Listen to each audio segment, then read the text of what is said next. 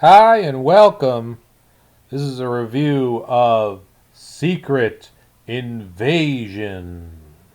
Yes, folks at Disney have come up with another show that literally puts you to sleep.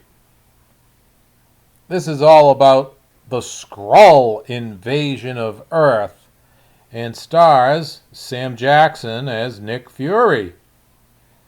The only problem with the show is that throughout the show, Nick Fury is referred to as an old man who's out of shape.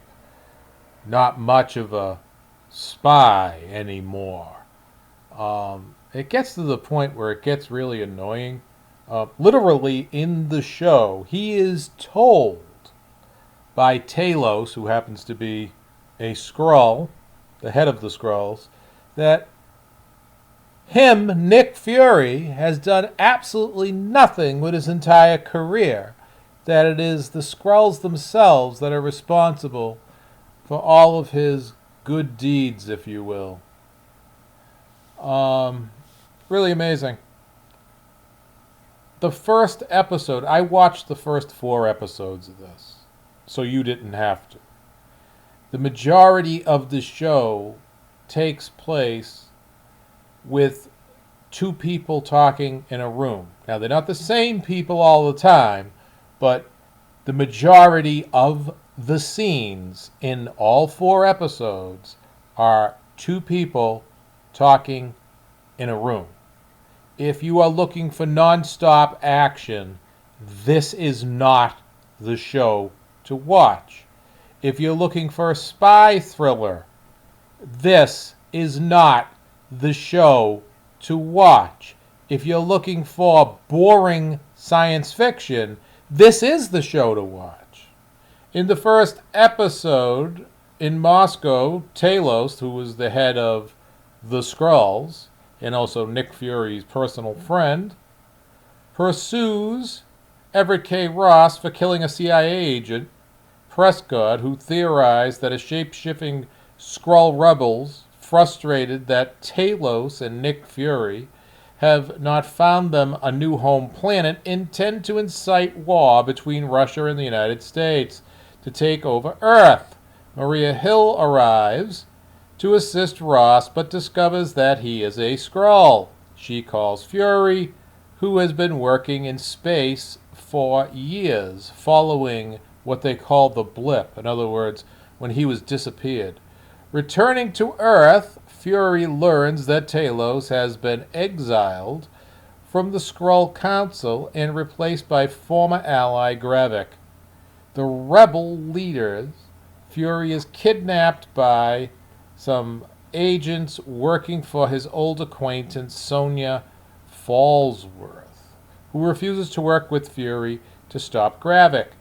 Using a bug to eavesdrop on her, Fury and Talos locate a Skrull who was procured dirty bombs from the rebels, including Talos' daughter, and I think you pronounce her name Galah, after Talos reveals that her mother Soren was killed by the rebels.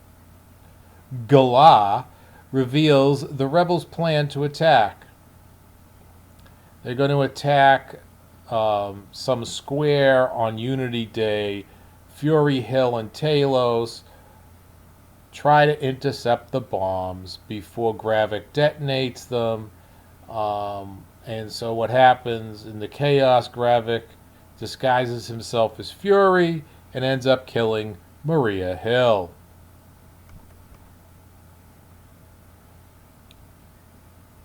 The second episode, 1997, Fury recruits several Skrull refugees, including a young orphaned Gravik, in exchange for helping them find a new home planet. In the present, Talos reveals to Fury that 1 million Skrulls are living on Earth, as well as the U.S. is implicated in bombing. Gravik meets with the Skrull Council and gains support to lead the Skrulls in a new war. Dissenting Councilwoman Shirley Sager contacts Talos to arrange a meeting. between him and Gravik. In London, Fury meets with James Rhodes, War Machine, he's in this too, but not as War Machine, as James Rhodes, who happens to be, I don't know, something to the President of the United States. So he explains the situation to him. Rhodes fires Fury and blames him for the bombing and Hill's death, and so on and so forth. We have this big conversation. Once again, more people meeting in rooms, talking, boring, putting you to sleep. Yes, that's all what happens here. And boring, boring, boring. Fury returns home and is met by his wife, who happens to be a Skrull. So there you go. So for years and years, he's been married to a Skrull. Gravik reveals to the Skrull Council in the 3rd episode that he intends to create Super Skrulls with special abilities using the powered DNA, whatever that is. He also explains that he has sent rebels to infiltrate the Royal Navy in order to launch missiles at a United Nations aircraft. Gravik meets with Talos to negotiate a parley. In other words, they talk in a room. Amazing. 2 of them. Boring.